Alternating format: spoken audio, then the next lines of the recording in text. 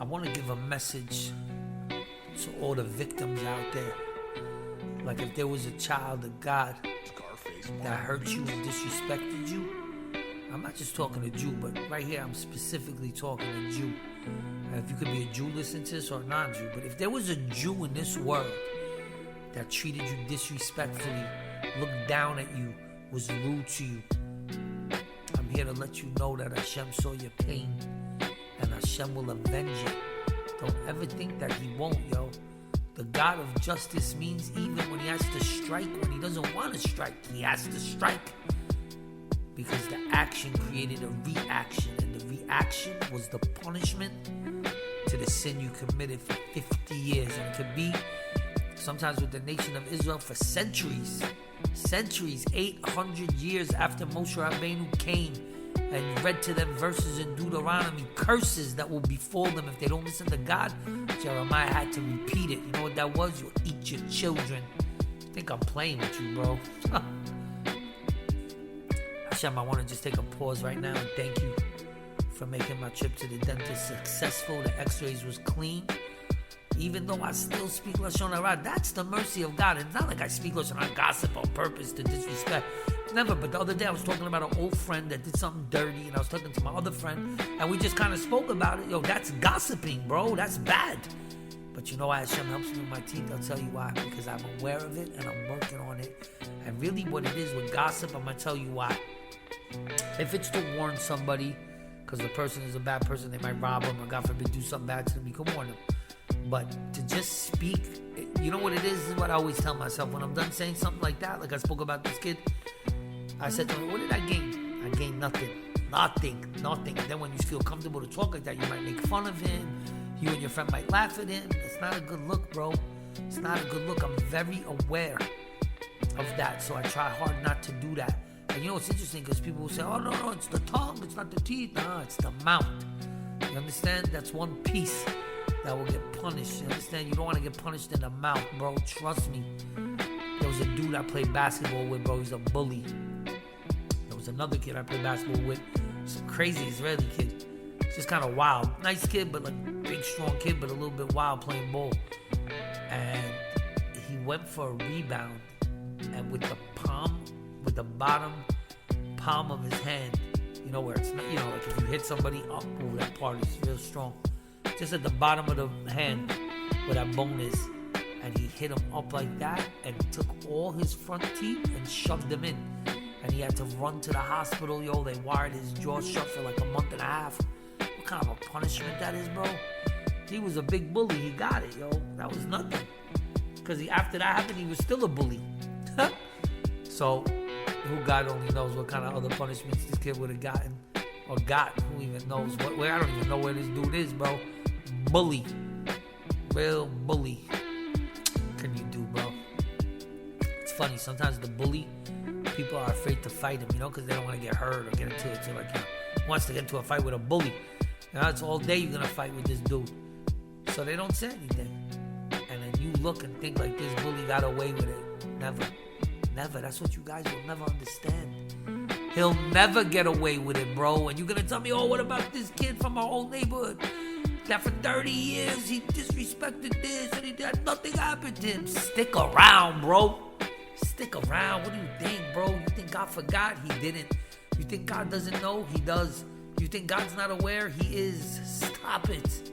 He's very aware, and he will punish him. He's feeding the pig. Let me tell you the story quick, because I haven't said it for a minute. Listen. There was a farmer. He had a bunch of animals and a pig. Every day he would feed all the animals, but he would feed the pig double. So the animals got upset. They congregated. They were complaining. Where's the justice? What kind of an owner is this? Until one day they saw him come, take the pig, slaughter it, roast it, barbecue it, and eat it. And they got the point. And you're going to ask me, so what are you saying? And I'm going to tell you, the farmer is God. The animals complaining are us. And the pig is the wicked, evil person.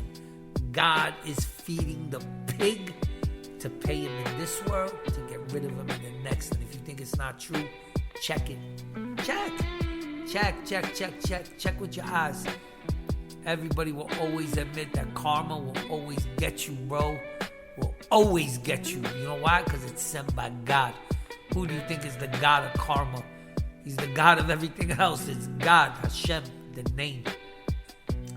The most holy name. That's why you write G-D. Don't ever spell God with a lowercase g. I know some big rabbis.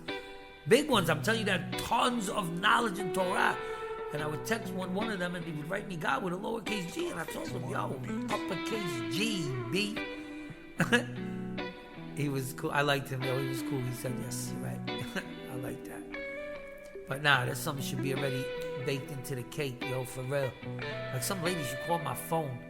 And my message on my phone is like really just praising God. It's a dope message. So she's like, oh, this message went too far. What is this message? I said, what are you talking about? She goes, what are you talking about? I know the biggest rabbis in Montreal, and not one of them have a message like this. I said, so what are you asking me about that? Their messages should be like this. What are you talking about?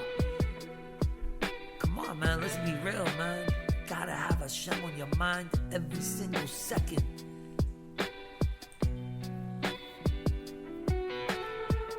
You know, like it says in the prayer of Aleinu, be prepared. It's like 2 paragraphs. At the end of the first paragraph, it says, return these words to your heart. What do you mean return? Place. No, return. Because every single day you must repeat to yourself to put your ego low, let it go, and know that God is running the show. Gotta say that in the morning. You know what I'm saying? You say it in Amidah. May my soul be like dust to all. Yo, Hashem doesn't say be like dust to the rabbis. No, to all. That means a bum on the street makes fun of you, keep your mouth closed. Hashem send it, keep it classy. You know, it's amazing how Hashem is running the show. I don't understand how anybody... No, you know what? I'm expecting too much from people. People don't even believe that God made the world, let alone that he runs it. So you know what? Sometimes I don't take my own advice.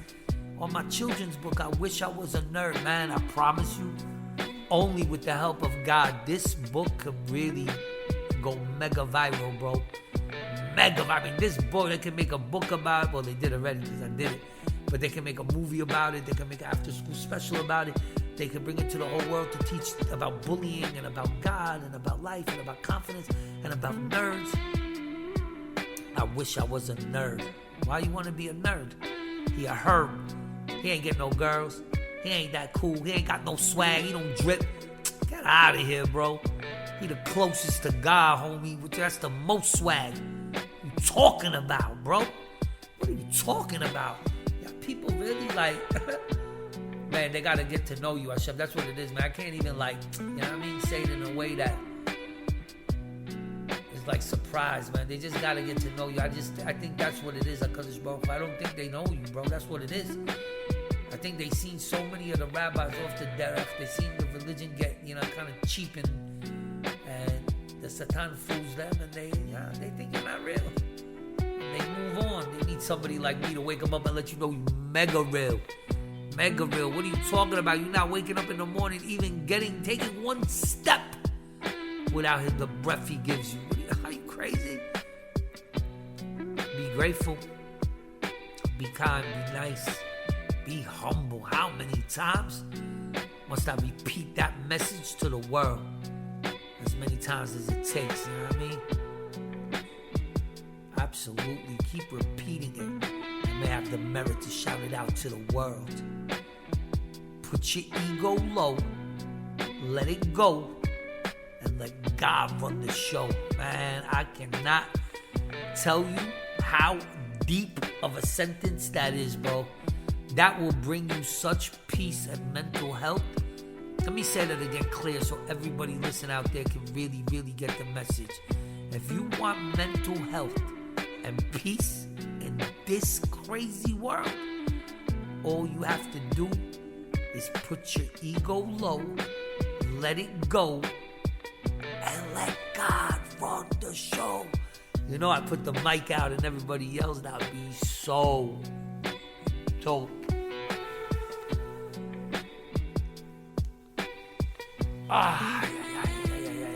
Hashem. I called out to you today because I needed you for something, and you were there for me. And I appreciate it. And you know how Hashem was there for me? With his knowledge and his wisdom. So I took that wisdom and I put my ego low. I let it go and let God run the show. Amen. That's how you got to do it, yo. I told you, if you want mental health and peace in your life, live by that motto. Yeah. I think they want me to rhyme, yo. Do they? Let me see. Let's see if I can feel my audience, yo. I don't even know them. I say no. Yeah, because if you have just one person that's not in the mood for a little rap right now, I'll probably kill it right now. I think Hashem wants me to tell you guys some amazing stories. First, let me tell you the story with the Kiddush cup. The $5,000 Kiddush cup. There was this rabbi. He had a $5,000 Kiddush cup in his hand. He was outside showing his congregants. Look how beautiful this cup is. They asked him, how much did you pay for that? Oh, it's from the Holocaust. Diamond encrusted 5 G's. I paid for it. Wow, Rabbi, that's amazing. What a Kiddush Hashem. What a wow. All of a sudden, some guy runs by, jogs by, grabs the cup and starts running. So the rabbi looks at everybody and goes, I'll be right back. And he starts chasing the guy. The guy makes a left, he makes a right. He goes up, he goes down. He hides behind the dumpster. He looks out to see where the rabbi is. Boom, the rabbi's right there. He said to him, Rabbi, I'm so sorry. Please take back your cup. I apologize. I want to do tshuva. Please forgive me. So the rabbi said, I didn't come after you for my cup. He said, so why did you come after me? He said, I came after you to tell you that the cup is worth 5 G's. So when you sell it, make sure you get 6. You know what I mean? No, I didn't say that. He said, when you sell it, make sure you get 5 G's. Or was it 20 G's? I forgot. Yeah. Gotta kick a freestyle like, yeah, God the greatest. You don't know? Then listen to the words I talk my podcast to show. Yo, follow me now to another level. Up in heaven where there's no devil. Where the peace and there's beauty too. Where the light and the go right through the Jew. To the other side, you know I ride with the Shem in the backseat. He's always first in, that is yo the verse in the cursing. You thirsting for worsen. Walk around with your big mouth just cursing. Please dude, close it quick before you get it to your head with the pucker brick. Yo, the hockey, and you can fight all you want to. It won't calm you down, it just haunt you. Anger is a killer up in heaven, see. For the Jew, it can murder you quicker than the sea. Rest in peace to P. Yo, I love him so much, soon see him see.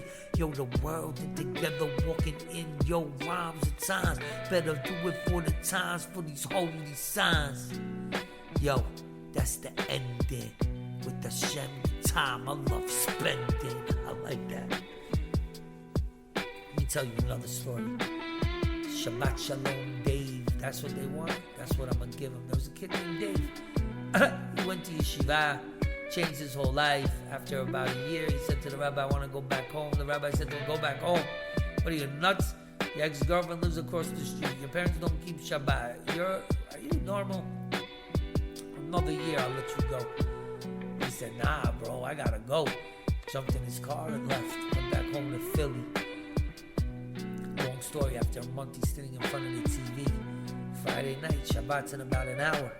He looks up to heaven, he says, God, I don't even know if you're real anymore. I see my family break Shabbat, they chillin'.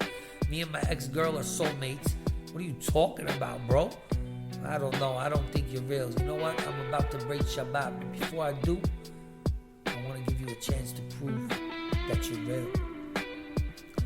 If by 8 o'clock you don't give me a sign, I will break Shabbat. And he sat back.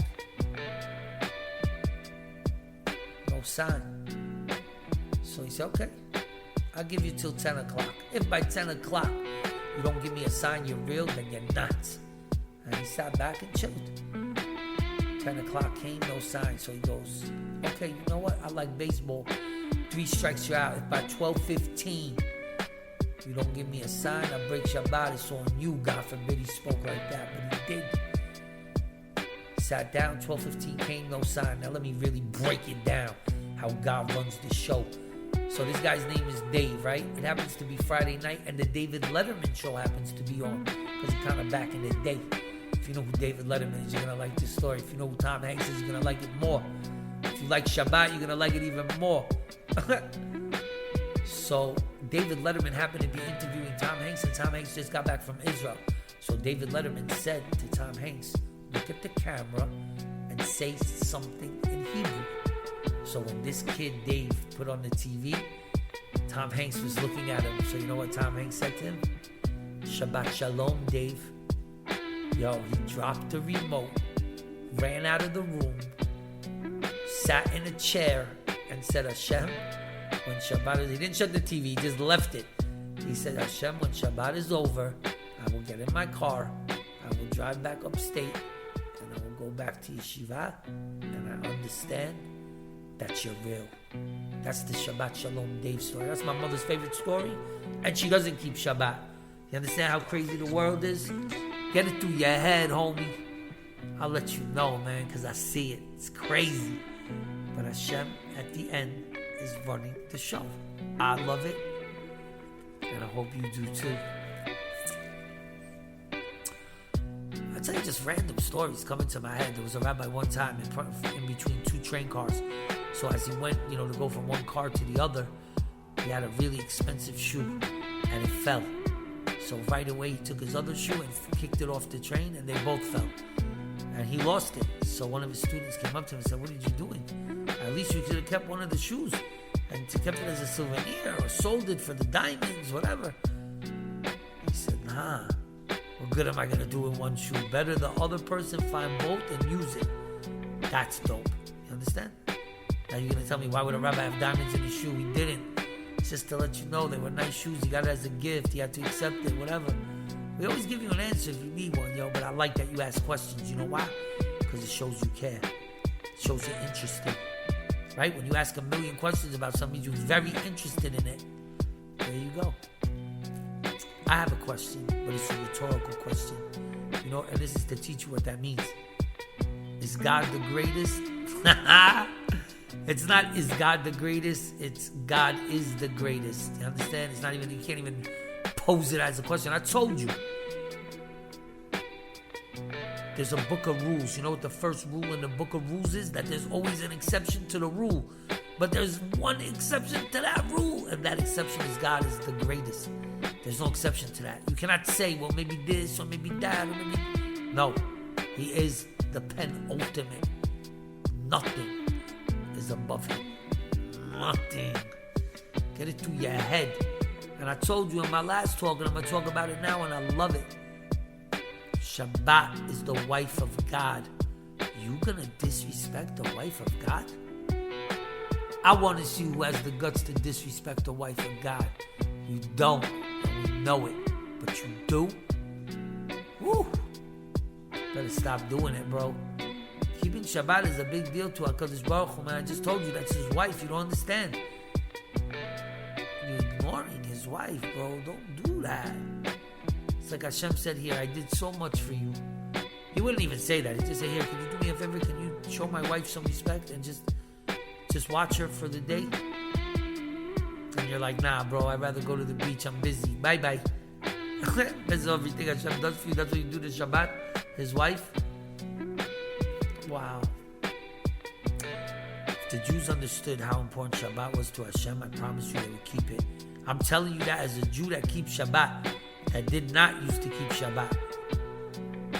That's a fact. You gotta let them know how beautiful it is to Hashem. Think about how much you love your wife. That's how much Hashem loves Shabbat. You understand?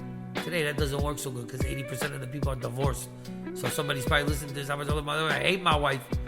Now it brings me to another story. There was a guy who hated his wife. He went to the rabbi and said, Rabbi, I want my wife dead. The rabbi said, God forbid, divorced. He said, no, you're not getting the point. She's nasty. She's rude. She's arrogant. She's smug. She's a horror. It's better for her to die. So Rabbi said, oh my God, somebody like that, you're right, maybe she should die. Yalla. He takes out the Sefer Torah, he goes, listen, I know you're a billionaire, but you're cheap. Promise to give me a donation to the shul, but don't give it. And if you do that, the Gemara says your wife will die. Do it. Let's do it. I'll say a big prayer to Hashem. Since she's so wicked like you're saying, let's kill her. Yalla, let's go. Maybe it'll be a big mitzvah. So he takes out the Sefer Torah, says a bracha, but doesn't use God's name. He says Hashem. You understand? And he says a bracha, so and so, this, that. He's going to give money. He pledges this to the shul. So the guy goes, Amen. So he goes, in 2 months your wife will die. He said, Rabbi, you're a genius. So as he ran out the door, the rabbi said, wait, just know in 2 months she's going to die. You better treat her nice, yo.